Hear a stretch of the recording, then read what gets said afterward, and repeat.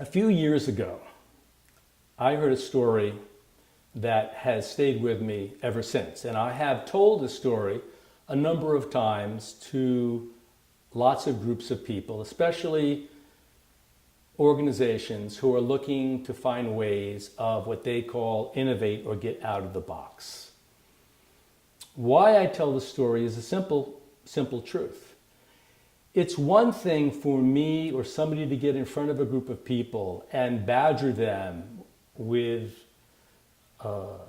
memes and platitudes and encouragement to think differently and be creative and challenge the status quo. That's easy to do, but it doesn't work. It doesn't change behavior. But when people hear a story that is the embodiment of that principle that the platitude was approximating, people remember the story, and the story actually has a way of affecting their behavior. So here's the story. It's called the 18th Camel.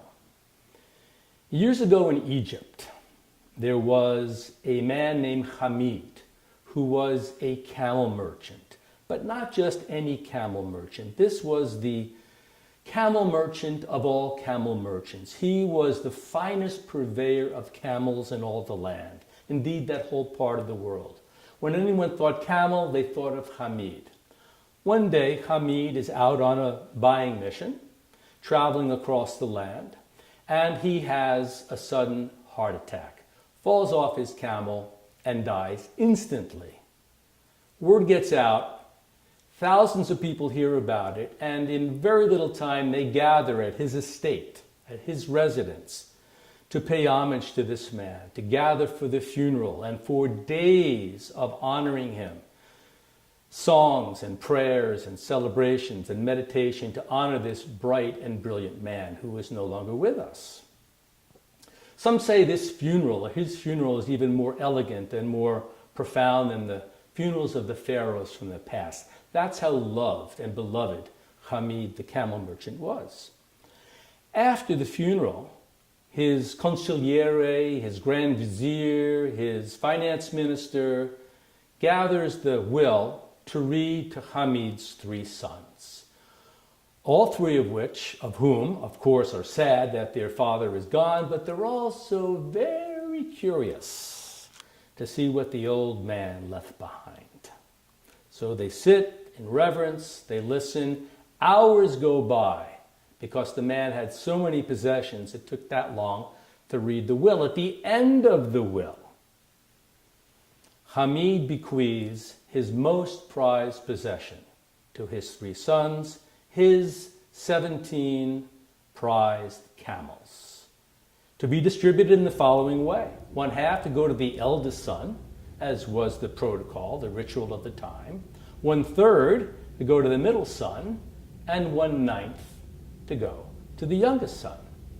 Sounded good, but you cannot divide 17 camels in half, nor can you divide 17 camels in 1/3 or 1/9.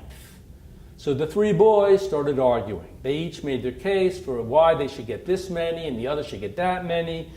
The yelling turned to pushing, the pushing turned to shoving, it turned to wrestling. It was not pretty, especially at the end of a 3-day funeral and celebration of this man's life. They realized they couldn't figure it out, so they called for the local wise men to come and counsel them. They sent word, the man came. He listened to all 3 boys make their case.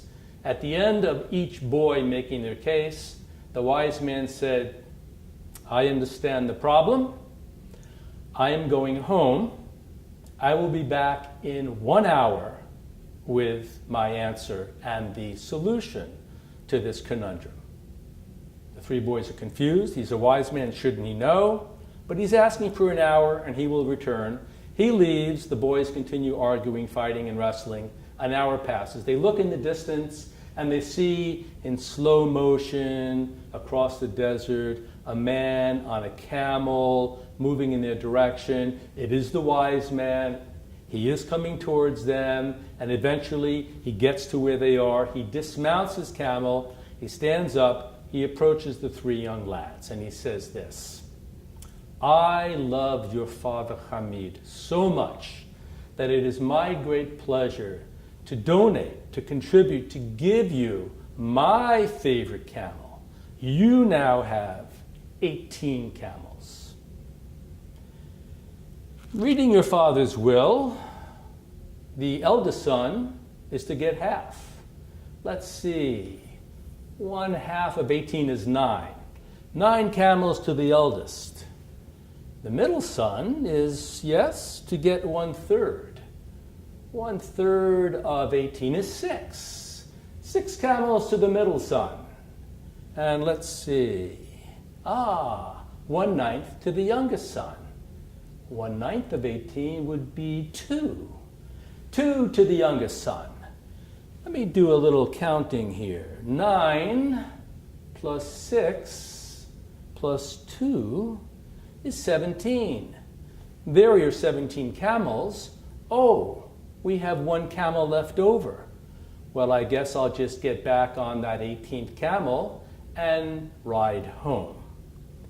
Continue with your lives, young lads. Honor your father in all ways. It is my great pleasure to be of service to you.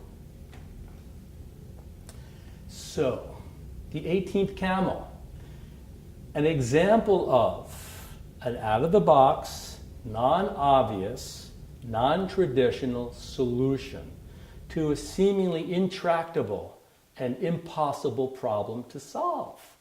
The wise man figured out a different way of approaching that particular problem, and he solved it in a way that injured no one, that created no argument, that created happiness all around. All 3 boys got their camels. Indeed, the wise man got to return home on his prize camel. All of that message delivered in the form of a story. If I said to you, think out of the box, come up with elegant solutions, challenge the status quo, it's meaningless. Those are platitudes.